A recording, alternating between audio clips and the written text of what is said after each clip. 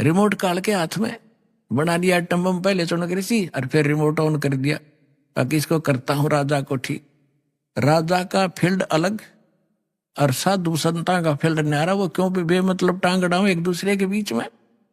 अब ऋषि ने जानबूझकर अपना ताकत दिखाने के लिए कहा कि भी इस घोड़े को मैं बांध लूं, मैंने उठ लिया तुम्हारे राजा का युद्ध स्वीकार किया।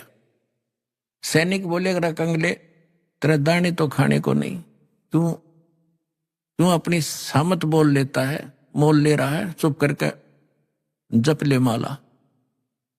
ऋषि में भी पूरा हंगा पा के रहा था, अरे यह ताकत रटा नहीं करे जीव है, इसका नाश करा के छोड़ दिया करे।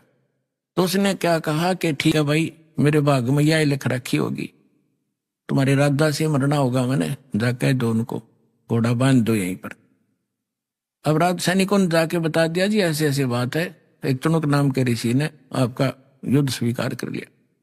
अब मंत्रीगण इकट्ठे हुए कहने लगे राजन, आज एक व्यक्ति की हिम्मत पड़ी है आपके साथ चीटिंग करने की, कल दूसरे की पड़ेगी। Nip the evil in the bud, बुराई को शुरू से ही खत्म कर देना चाहिए। राजा बोला ठीक है। राजा ने अपनी 72 करोड़ सेना की 4 टुकड़ी बनाई, 18 करोड़ की, 1 करोड़ 18 करोड़ एक टुकड़ी भेज दी।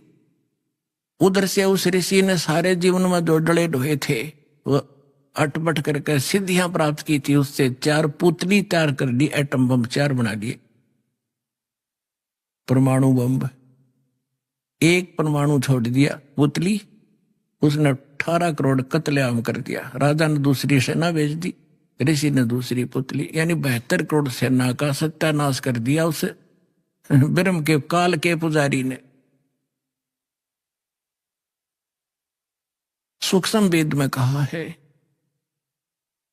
72 अक्षौणी अक्षय करी, वो चुन कर शीश्वर एक, दे धारे जोरा फिरे ये सभी काल के बेख।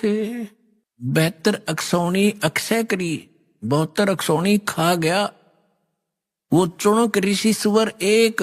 ओए होए, इनको ऋषिवर ऋषिश्वर कहा करते थे। ओए होए, ऋषिस और ऋषिश्वर, एक तो मुनि, एक मुनिवर, उन मुनियों में श्रेष्ठ, एक मुनीश्वर, उन मुनिवरों में भी और श्रेष्ठ, उसको मुनीश्वर कहा करते हैं।